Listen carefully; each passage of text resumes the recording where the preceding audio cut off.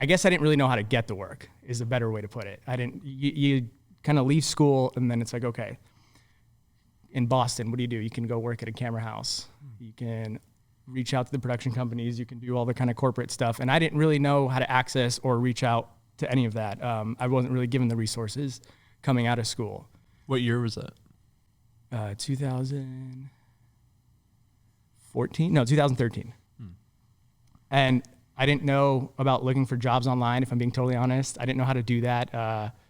And there wasn't much production out here. So, I mean, I remember one guy I worked for, he kept his lenses in socks, and just like a grocery bag going to set. And we were doing these like kind of lame corporate things that he was just kind of phoning in while he was there. I mean, I was the PA, but I could tell. So after that, I decided a move was necessary. And I had a friend of mine who was also trying to move to California. So we packed, I think, a week after I heard that, we packed our things, loaded up the car, drove to San Francisco first. I don't know why. Didn't have a good reason. Was just kind of looking for the next thing. And so we got to San Francisco. We were in an Airbnb. We were sharing a bedroom, 2 dudes. Just, everything was kind of in that bedroom for a month. And I was just, that's when I started looking for jobs online. And I found a job north of San Francisco, teaching a film school for kids. It was like kids age 6 to 10. So I did that for 3 months, and it was a solid paycheck, and it was fun to work with the kids, and it was eye-opening because a lot of the kids up there, they go to different types of schooling. They don't all just go to traditional school, right? They have homeschooling, they have regular public schools, and then some of them just didn't go to school at all, right? One kid told me he had spent a year on a yacht with his family, and he was getting, homeschooled, and that he was on a boat for an entire year.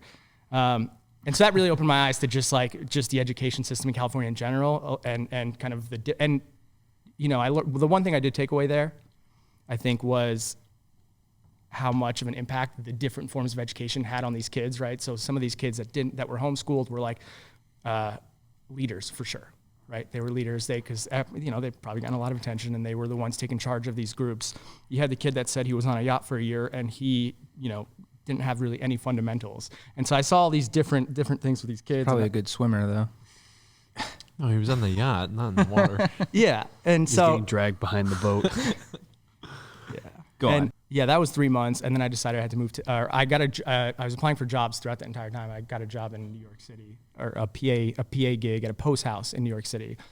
And so I was like, okay, I'm going back cross country. So I had loaded my stuff, and I was going to go. And then right before I had started to drive, I called a buddy who lived in Los Angeles, and he said, no, don't do that. Come to LA, give this a chance first. And so instead of going to New York City, I drove down to LA.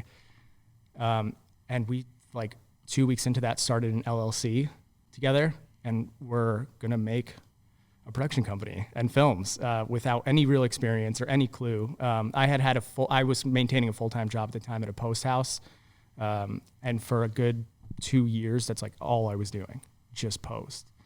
I was a PA, office PA, and then 2 months later I became an AE, and then I started editing promos. So I got really, really lucky. I moved up very fast. For 6 months I was just in that room editing promos, and I had to quit. I hated it. I was in an office all day. There were no windows in my bay.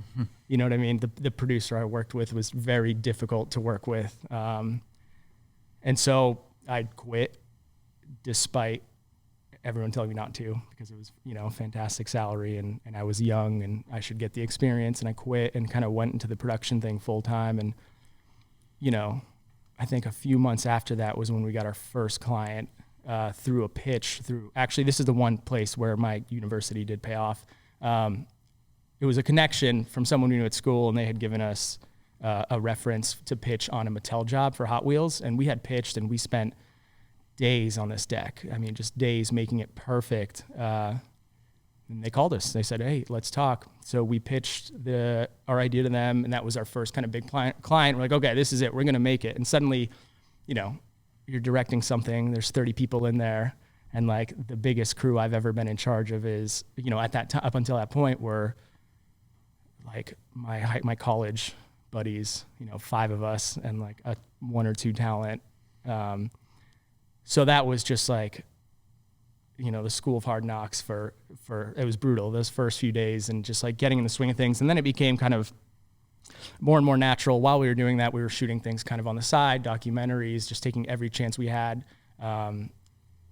keeping our eyes just peeled and looking for any chance to shoot something that might help make it. Again, this is all us not knowing what we're doing, right? We're just chasing. We don't even know really what we're chasing or the method or how to do it or how to get there, but we were kind of just going for it.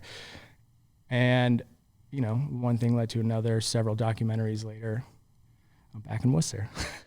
Like, subscribe, hit the bell, right here, point, like, just say, yeah, slap that, subscribe, smack it.